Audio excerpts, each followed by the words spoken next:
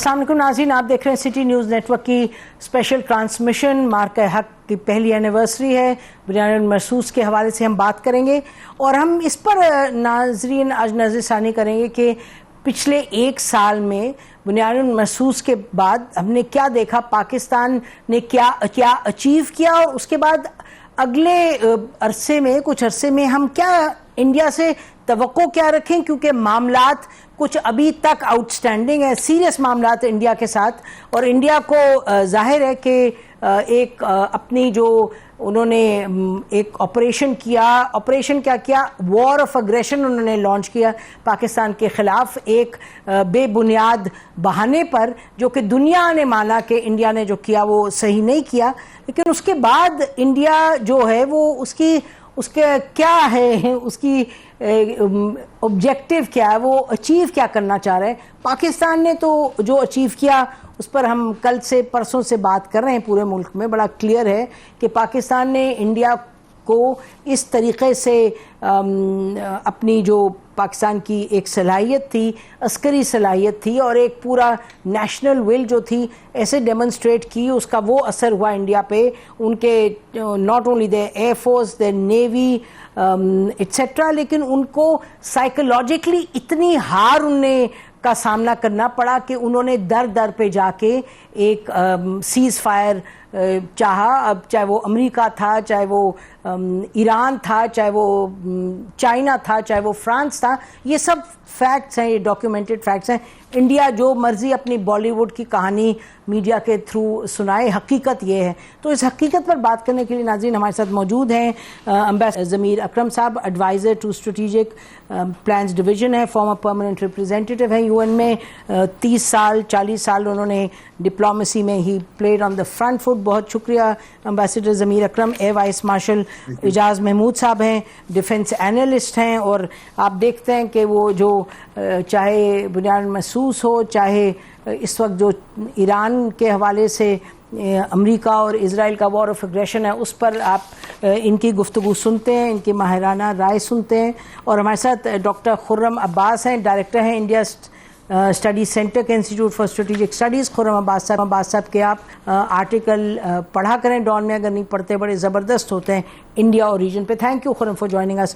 Ambassador ज़मीर अकरम साहब, बताइएगा कि आप क्या कहते हैं एक साल के बाद जो पाकिस्तान की तो अपनी जो पोजीशन है वो तो उस पर भी बात करेंगे, लेकिन सबसे पहले बताइएगा कि इंडिया ने किस हद तक उसने अपने आप को खुद ही अपने अगेंस्ट एक गोल किया और उसके बाद उसकी जो स्टैंडिंग है ग्लोबल सीन में क्या है आज?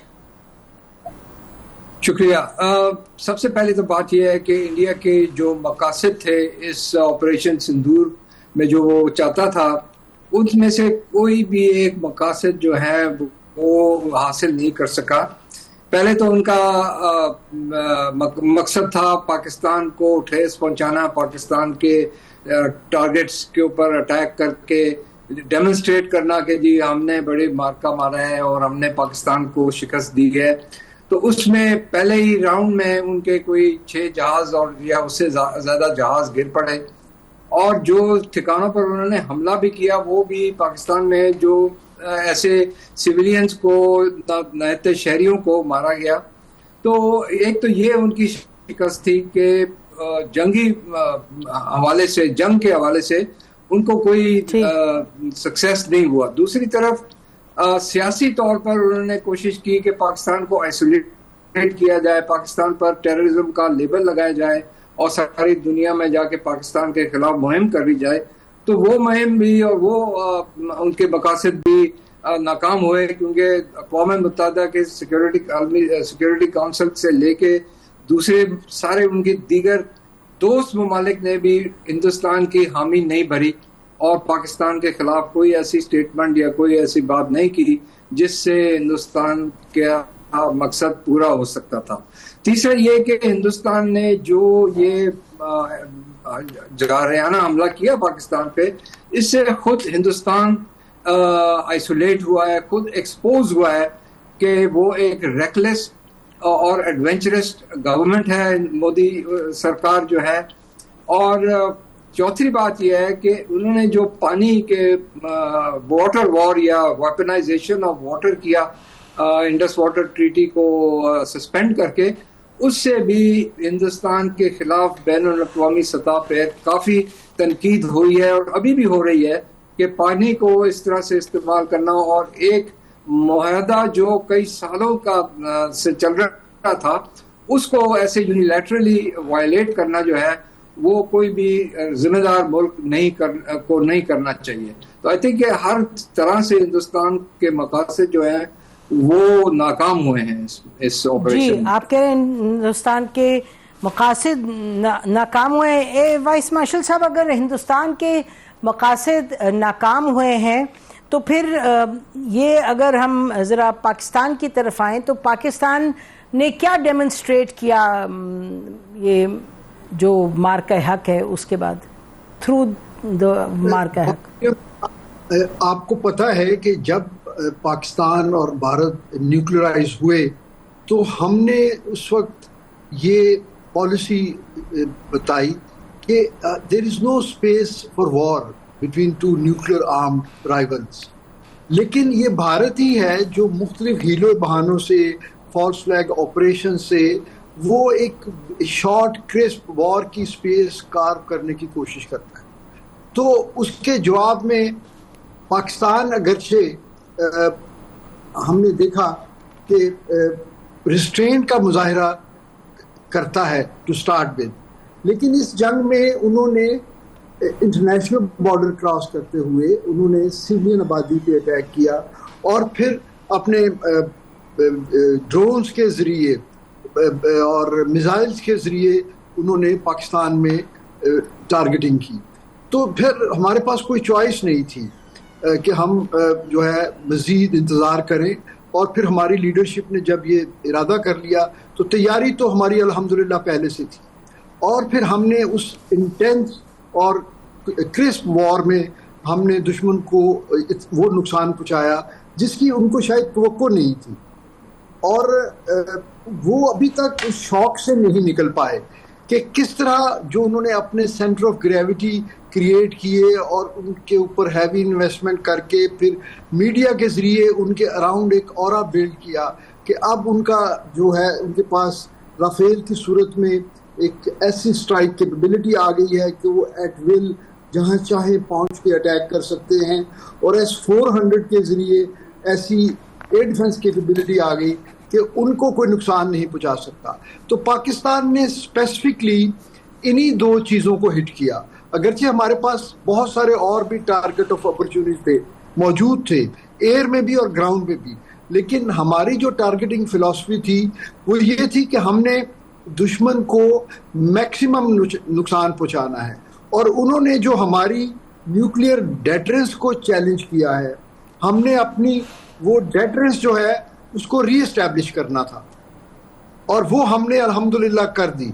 यही वजह है कि फिर वो भागे अमेरिका की तरफ और उन्होंने रिफ्यूज ली एक सीज फायर में, जिसको पाकिस्तान ने being a very responsible nuclear state हमने उस चीज़ को भी एक्सेप्ट कर लिया.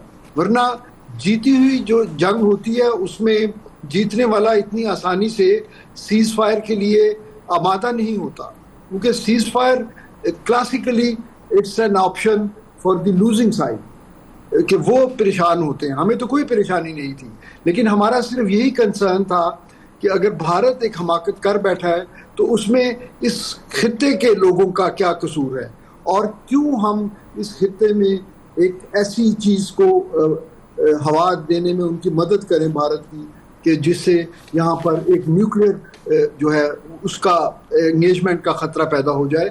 तो हमने इंतहाई जिम्मेदारी से हमने उससे जो हमें ऑफ़र आई वो हमने कबूल की और सीज़ फायर कर लिया. लेकिन सीज़ फायर के बाद असूली तौर पे तो फिर मुज़ाकरात और कॉम्पोजिट डायलॉग का अमल शुरू होना चाहिए था, ताकि जो हमारे दरमियान तीन बड़े मसाइल हैं जी उसका कोई हल नहीं. ठीक, उस पे आएंगे हम. जी मार्शल साहब, उस पे वी विल कम. मैं चाहती हूँ कि ज़रा ये डॉक्टर खुर्रम से भी ब्रिंग हिम इन और उनसे पूछते हैं कि डॉक्टर खुर्रम, ये इंडिया की इतनी ह्यूज मिस कैलकुलेशन वो किस बेसिस पे थी? वो कितना ज़्यादा پاکستان کی کیپیبلٹی, کیپیسٹی, کلیئرٹی اور ایک کانفیڈنس کو انڈرمائن اتنا زیادہ کیسے کیا تھا؟ جی بہت شکریہ آپ کا. میرے خیال سے بہت سارے اس میں فیکٹرز ہیں جو کہ اس مس کیلکولیشن کی طرف جو ہے وہ الٹیمیٹلی لے کر گئے, جو پولیٹیکل لیڈرشپ ہے اور ملٹری لیڈرشپ ہے انڈیا کی. پچھلے 15-20 سال میں جس طرح سے ایک امیج بنا دیا گیا تھا اباؤٹ پاکستان اور ایک نیریٹو سیٹ کیا جا رہا تھا پاکستان کے خلاف کراس بارڈر ٹیررزم کا, تو ان کو توقع یہ تھی کہ جب ہم ایسا کوئی بھی اس طرح کا حملہ کریں گے یا کوئی اس طرح کا ایڈونچر کریں گے تو دنیا جو ہے وہ ہمارے ساتھ کھڑی ہوگی اور دنیا جو ہے وہ پاکستان کے اوپر بلیم جو ہے وہ ایکسیپٹ کرے گی. تو ایک 15-20 سال کی محنت ہے جس میں اس میں انفارمیشن وارفیئر ہے, جس میں نیریٹو بلڈنگ ہے کانسٹنٹ, وہ شامل ہے. پھر اس کے علاوہ میرے خیال سے ایک جو امپورٹنٹ فیکٹر ہے وہ ہے کہ اکانومی کا. اگر آپ کو یاد ہو تو اس وقت پاکستان کی جس طرح سے ایک اکنامک اور پولیٹیکل سچویشن چل رہی تھی, جس طرح سے ایک پولرائزیشن ڈومیسٹکلی پاکستان کے اندر موجود تھی, تو میرے خیال سے یہ فیکٹر بھی شامل ہے کہ شاید انڈیا نے اور اس کی جو آرم فورسز ہیں اور لیڈرشپ ہے انہوں نے خیال کیا کہ اس وقت پاکستان جو ہے وہ ایک کمزور ریاست کی طرح کھڑا ہے اور شاید ہمیں جو ہے وہ یہ اچھا موقع ہے ایڈونچر کرنے کا. تیسرا جو ایک امیج ان کا اپنا گلوبلی کافی حد تک امپروو ہوا تھا پچھلے 15-20 سال میں, specifically to counterweight of emerge ہوئے تھے as a counterweight of China. تو موسٹلی ایک آئیڈیا یہ آ رہا تھا کہ شاید پاکستان کے ساتھ تو اب ان کا مقابلہ بنتا ہی نہیں ہے. جی کہ بنتا ہی نہیں مقابلہ, بالکل آپ ٹھیک کہہ رہے ہیں. انڈیا مس انڈرسٹوڈ, مس ریڈ کمپلیٹلی. ناظرین بریک لیتے ہیں, بریک کے بعد واپس آتے ہیں, گفتگو رکھتے ہیں. Stay with us.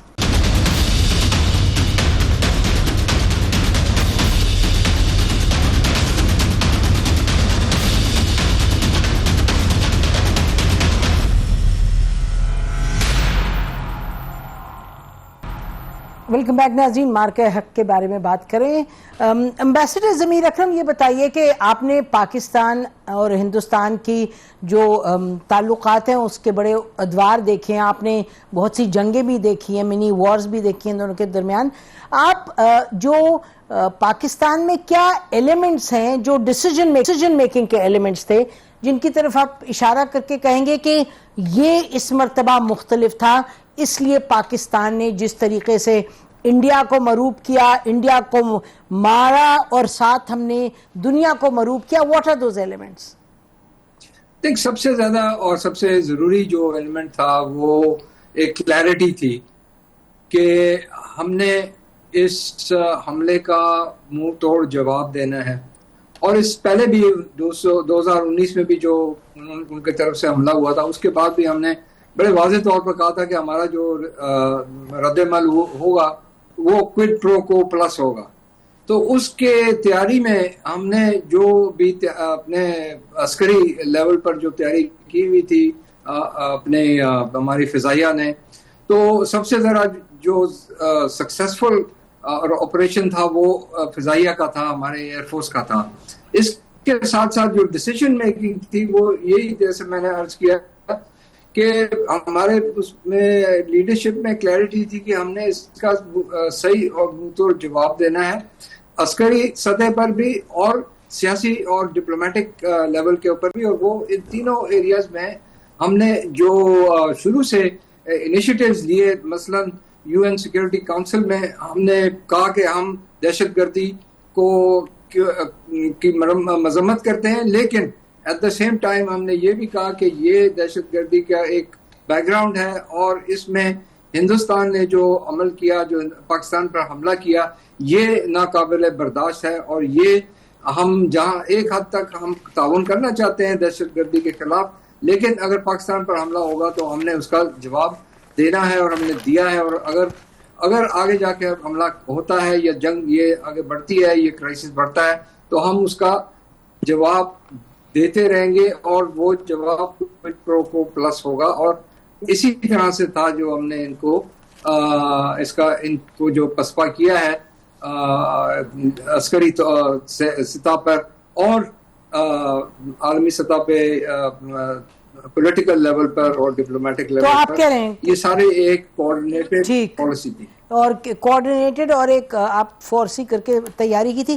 Vice marshal صاحب, یہ جہاں تک ایئر فورس کا تعلق تھا, یہ تو ایک تو یعنی فضا میں جا کے جنگ لڑنا, پھر آن دا گراؤنڈ بھی جو سائبر وار کی تیاری کی ہوئی تھی وہ بہت اہم ثابت ہوئی. وہ وہاں بھی ایئر فورس اور تمام آرم فورسز کا بڑا اس میں کلیدی رول تھا, انہی کا رول تھا.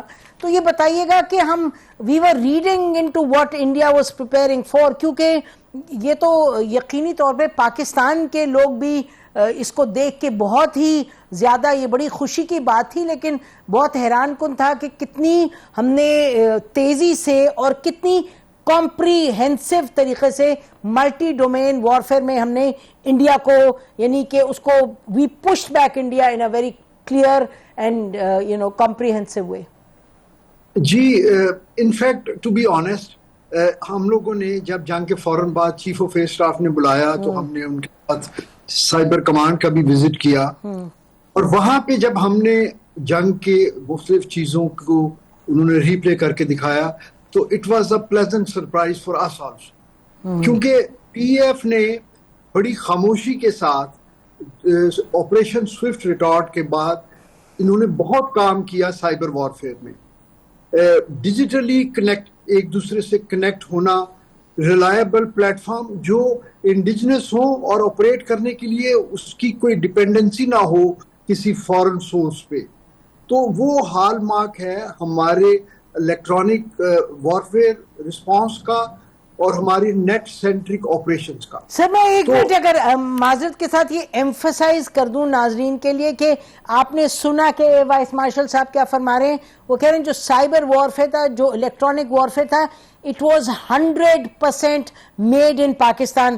وائس مارشل صاحب, is that correct؟ جی بالکل, اور یہ ہم نے سبق سیکھا پچھلی جو ہمارے ایسکلیشنز تھی یا دنیا میں جو کنٹمپریری وار ایکٹیویٹیز ہو رہی تھیں, اس میں extensive use of electro magnetic spectrum جو ہے وہ ہمیں سمجھ آتی تھی کہ یہ چیزیں فیوچر ہیں. میں اس وقت کی بات کر رہا ہوں جب میں خود بھی سروس میں تھا. تو پھر ہم نے اس پہ ایک پروجیکٹ ایئر فورس میں لانچ کیا, اس میں تمام چیزیں ہمارے اپنے ینگسٹرز جو ہیں اس کو بنا رہے تھے, اس کے سورس کوڈ ہمارے ہیں, اس میں جو ہم میڈیم یوز کرتے ہیں اس کے اوپر ہمارا مکمل کنٹرول ہے. تو اس لیے یہ کوئی جو میڈیا میں ایک تاثر شاید بن گیا تھا کہ یہ کوئی ان ریئل ٹائم کوئی آپریشنل سپورٹ تھی, تو ایسا نہیں ہے. باقی بہت سارے ہارڈ ویئرز ہوتے ہیں, بہت سارے ہارڈ ویئرز ایسے ہوتے ہیں جن کو شارٹ اس میں تعداد میں بنانا شاید وائبل نہیں ہوتا. تو وہ ساری دنیا میں یہ ٹریڈیشن ہے یا کنونشن ہے کہ وہ ہم بیسٹ پاسبل سورس سے لے کے اس کا سافٹ ویئر کسٹمائز کر لیتے ہیں. جی, آپ نے جو فرمایا کہ میڈیا میں یہ امپریشن ہے, میں انفیکٹ 2 دن پہلے بھی پڑھ رہی تھی کہ یہ کہا گیا کہ ریئل ٹائم پاکستان کو سپورٹ دی. پاکستان کے بڑے اچھے ایک دوست ملک نے چائنا کی بات کی کہ ڈیورنگ دا وار. تو میرا خیال ہے معذرت کے ساتھ our commitment to China as a pillar of friendship security notwithstanding, میرا خیال ہے بات درست تو یہ ہے کہ پاکستان اٹ سیلف, ہم نے بھی دیکھا جا کے کہ جو لائیو ہم لوگ فیڈ لیتے ہیں اور دیتے ہیں اور دیکھ رہے ہیں کہ ہمارے ارد گرد کیا ہو رہا ہے. وائس مارشل صاحب, that is all of our own making. بالکل, دیکھیے ہمارے لیے تو بلیسنگ ان ڈسگائز تھی جب ہمارے اوپر 90s میں سینکشنز لگی, تو ہم انورڈ لکنگ ہم نے اپنی ڈیولپمنٹ پلان بنایا. دنیا میں کوئی ملک ایسا نہیں ہے جو یہ کلیم کرے کہ ان کی فضائیہ خود کوئی جہاز بنا رہی ہے. کمرشلی بنتے ہیں اور فضائیہ کو جو ایسٹس دیے جاتے ہیں وہ صرف ان کو آپریٹ کرتے ہیں. ہمارے پاس تو اللہ نے ہمیں وہ صلاحیت دی کہ ہم نے اپنے بنائے ہوئے طیاروں سے خود آپریٹ کیا. اسی طرح سافٹ ویئر کے میدان میں ہمارے youngsters they are exceptionally good. جی, اس میں کوئی دو رائے نہیں. اور اس میں ایک اور چیز عرض کروں جی کہ اس میں میں ذاتی طور پہ بڑا موترف ہوں چائنیز ٹیکنالوجی کا، اور ہم نے بڑا لمبا عرصہ ہمارا کولیبریشن کا ہے.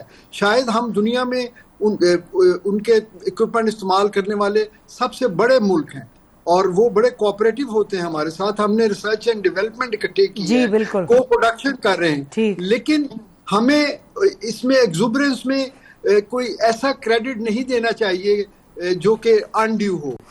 ہمیں پرائڈ لینا چاہیے اپنے ان صلاحیتوں پہ، کیونکہ اگر ہم اس طرح کے پروپیگنڈے کا شکار ہوتے ہیں تو وہ شاید ہمارے لیے کاؤنٹر پروڈکٹیو ہو. کیونکہ یہ تو ہمارے بچوں نے جو کام کیا ہے، اور خاص طور پہ میں پھر آپ کو یہ محسوس نہ ہو کہ میں کوئی ایئر فورس کے بہاف پہ کوئی مارکیٹنگ کر رہا ہوں. ہمارا جو نیشنل نیسٹیپ ہم سے کہتے ہیں، نیشنل ایروسپیس ٹیکنالوجی پارکس جو ہیں، اس کے اندر جس طرح کی R&D ہو رہی ہے، کبھی آپ کو موقع ملے. جی دیکھا ہے ہم نے، جی دیکھا بڑی تفصیل میں جا کے، ماشاءاللہ بڑا زبردست ہے.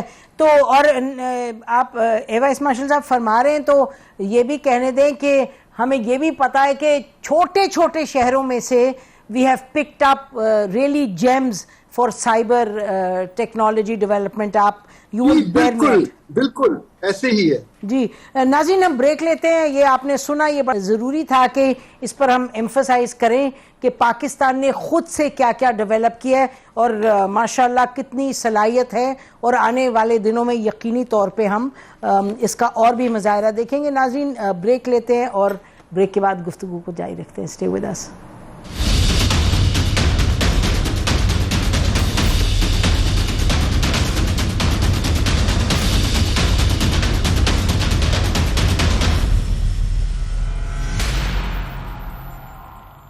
ویلکم بیک ناظرین. ہم بات کرتے ہیں اس پر کہ انڈیا کو ہم نے یقینی طور پہ مارکہ حق میں انڈیا نے دیکھ لیا، اس کی کمزوریاں اس کو بالکل they were very clearly demonstrated. جو پولیٹیکل کی بھی بات کی اور اسٹریٹجک کی بھی بات کی، ملیٹریلی بھی بات کی. لیکن ڈاکٹر خرم یہ بتائیے کہ دو بڑے معاملات ہیں. ایک انڈس واٹر ٹریٹی کا معاملہ ہے اور دوسرا معاملہ ہے کشمیر کے حوالے سے، اور میرا خیال ہے اس کا ذکر بہت سی جگہ ہوا ہے. انفیکٹ DGISPR کے پریسر میں بھی ہماری دوست آسمہ شیرازی نے بھی یہ دو سوال اٹھائے جو بڑے اہم ہیں. تو یہ کشمیر پر انڈیا جو ہے اس پر نہ کہ قابض ہے، لیکن وہ اپنا ایک پورا انفراسٹرکچر آف کالونائزیشن آکیوپیشن جو ہے اس کو اسٹرینتھن کر رہا ہے. ویدر اٹ مینس کہ انڈین جو نان کشمیری تھے ان کو لے آئے ہیں، جو پوری کی پوری ان کی بیوروکریسی ہے JNK میں وہ ان کے انڈر ہے. ساتھ ساتھ جو انڈیا سے پہلے پراپرٹی نہیں خرید سکتے تھے نان کشمیریز، اب وہ پراپرٹی خرید رہے ہیں، اینڈ سو فورتھ. ایک تو اس پہ بتائیں کہ انڈیا کو کس طریقے سے ہم we have talked a lot about it, لیکن آن دا گراؤنڈ ان کی جو آکیوپیشن ہے وہ اسٹرینتھن ہوتی جا رہی ہے. اور دوسری جو انڈس واٹر ٹریٹی کا ذکر امبیسڈر ضمیر اکرم نے بھی کیا، وہ بات ٹھیک ہے کہ وہ معاملات ایسے ہیں کہ وہی دنیا کہتی یہ اچھی بات نہیں ہے، لیکن انڈینس ٹس سے مس نہیں ہو رہے جتنا بھی ہم ان پر بات کریں. لیکن they are continuing to build dams, they are continuing to violate the treaty. اور DGISPR نے یہ ضرور کہا اس دن کہ جی اگر یہ پانی کے جو ہے اس پر کوئی قدم اٹھائیں گے پریکٹیکل، کچھ نہ کچھ تو قدم آلریڈی اٹھا رہے ہیں، تو پھر ہمارے پاس جو آپشنز ہیں ہم استعمال کریں گے as the leadership and then the military command decides. But the fact is کہ India is getting away with these two things. جی بالکل ایسے ہی ہے. انفیکٹ جو اس وار کے ایک سال بعد اگر ہم اسیس کریں تو اس وقت جو انڈیا نے انڈس واٹر ٹریٹی کو ہیلڈ ان ابینس رکھ کر آف کورس یہ ان لافل ہے، اور پاکستان نے اس کے اوپر بہت زیادہ انٹرنیشنلی ہائی لائٹ بھی کیا ہے اس ایشو کو، اور مورلی اور لیگلی پاکستان جو ہے وہ ہر جگہ ہر کوئی اس کو سپورٹ بھی کر رہا ہے. Water terrorism. اور اس کو واٹر ٹیررزم کہہ رہے ہیں, اس کو جو ہے ویپنائزیشن آف واٹر کو کوئی بھی ایکسیپٹ نہیں کر رہا. بٹ آن دا گراؤنڈ اس وقت جو سچویشن ہے وہ بڑی الارمنگ ہے. جو انڈیا نے کنٹروورشل ڈیمز ہیں بہت سارے, جس کے اندر رتلے ہے, کشن گنگا ہے, کارکے ہے, اس کے علاوہ اور مختلف ڈیمز ہیں, ان کے اوپر جو کنسٹرکشن ہے وہ تیز کر دی ہے. لاسٹ ایئر انہوں نے جو ہے وہاں پہ نہ صرف یہ کہ اس کی بجٹنگ جو ہے وہ انکریز کی, بلکہ اس کی جو بیوروکریٹک اپروولز ہیں وہ بڑی جلدی وہاں سے اپروو کروائی ہیں. اور اس وقت جو ہے وہ بہت تیزی سے ان سارے کنٹروورشل جو پروجیکٹس ہیں ان کے اوپر کام جاری ہے. اس کا امپیکٹ کیا ہے؟ آلدو اس کو پاکستان جو ہے وہ ڈپلومیٹیکلی اور لیگلی ہی ڈیل کرنا چاہ رہا ہے, بٹ اس کا امپیکٹ یہ ہے کہ لیٹ سے اگر اگلے 3 سے 5 سال کے اندر یہی اسی پیس کے ساتھ انڈیا ڈیمز کو کنسٹرکٹ کرتا ہے, انڈیا کی جو ایبلٹی ہے ٹو ڈائیورٹ دا واٹر اور اس کو بہت زیادہ امپروو ہو جائے گی اور وہ بہت زیادہ انہانس ہو جائے گی, جو کہ بیسیکلی پاکستان کے لیے خطرہ ہے. اس وقت جو ہے وہ 500 بلین کیوبک میٹر ایبلٹی ہے انڈیا کے پاس ویسٹرن ریور سے ڈائیورٹ کرنے کی واٹر کی. یہ آپ اس کو جو ہے اگلے 3 سے 5 سال کے اندر 1 بلین کیوبک میٹر یا پھر 1.5 بلین کیوبک میٹر تک یہ ایبلٹی جو ہے وہ جا سکتی ہے. آپ نے پچھلے 1 سال میں دیکھا ہوگا کہ 4 سے 5 دفعہ انڈیا نے آلریڈی جو ہے وہ روکا, جی بہت دفعہ جو ہے وہ اس کے اوپر واٹر کو فلو کو ڈائیورٹ کرنے کی کوشش بھی کی تھوڑی دیر کے لیے. پلس جو ہے وہ ابھی انفارمیشن میکانزم جو ہے اس کو بھی بالکل سیکرٹ رکھا ہوا ہے, جس سے ہمارے جو ڈاؤن دا اسٹریم جو پراپرٹیز ہیں, جو لوگ ہیں, ان کے اوپر کافی زیادہ امپیکٹ آتا ہے اگر واٹر فلو تیز ہو جائے تو میرے خیال سے اس کے اوپر ذرا جتنا جلدی ہو سکے. مجھے جی ایف میں چاہوں گی کہ یہ ایمبیسڈر ضمیر اکرم کے پاس جاؤں ود دس. ضمیر اکرم صاحب, this is not just serious, this is very serious.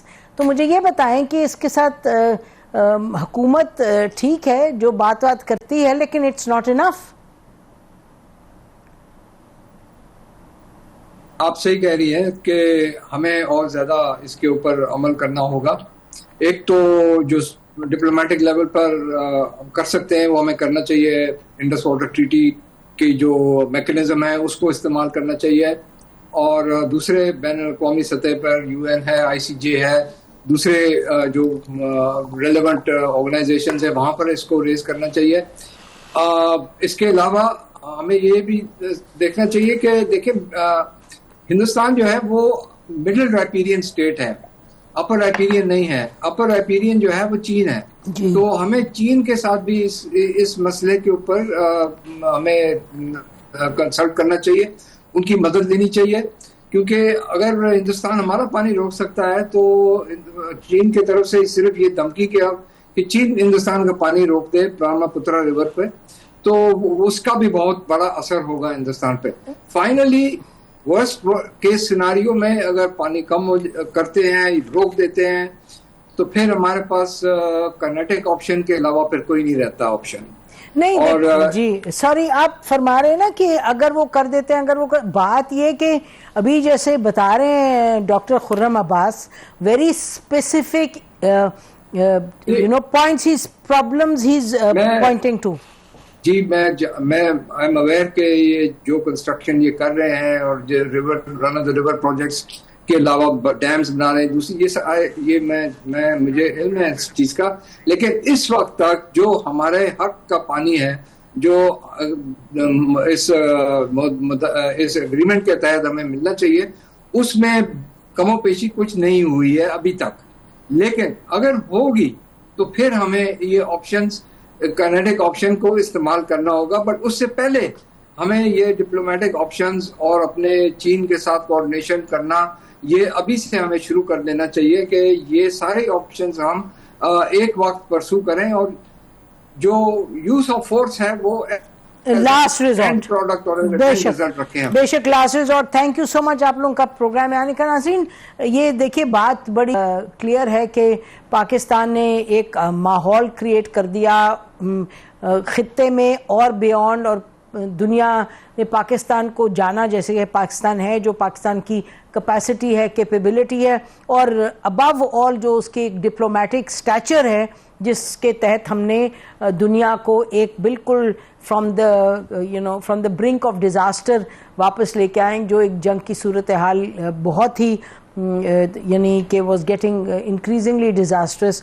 جو امریکہ اور اسرائیل نے اٹیک کیا ہے ایران پر. تو پاکستان نے بہت زیادہ حاصل کیا جس طریقے سے اس نے مارکہ حق میں اپنی ہر قسم کی صلاحیت کا مظاہرہ کیا. تو obviously it's been a win-win for Pakistan. سوال یہ ہے کہ یہ جو معاملات ہیں، چاہے کشمیر ہے چاہے پانی ہے، اس پر بھی ہمیں فوکس رکھنا ہوگا while we prepare for India's next offensive. یہ جس طریقے سے انڈیا آگے بڑھ رہا ہے اور بات چیت نہیں کرنا چاہتا اور یہ معاملات کو گڑبڑ کا شکار رکھتا ہے اور اپنی ایک اگریشن، چاہے وہ تھرو پراکسی اٹیکس ان پاکستان افغانستان کے تھرو، چاہے اور طریقے استعمال کرتا ہے، چاہے وہ اپنے ڈیتھ اسکواڈز چھوڑتا ہے in countries North America, in Europe, یہ تمام معاملات ہمارے سامنے ہیں. تو کسی حد تک ان معاملات کو تو ہم اس کو سنبھال رہے ہیں، we are confronting them, but clearly Kashmir اور جو انڈس واٹر کا معاملہ ہے اس پہ Pakistan needs to do more. ہم ناظرین یہ اپنی جو ٹرانسمیشن ہے اس کو جاری رکھتے ہیں، ہمارے ساتھ رہیے گا. اس کے بعد ہم بریک کے بعد بات کریں گے ایران پر جو اٹیک کیا اسرائیل نے اور امریکہ نے مل کے فروری 28 کو. اس کے بعد ایز وی اسپیک ناؤ معاملات کس طرف جا رہے ہیں. Stay with us.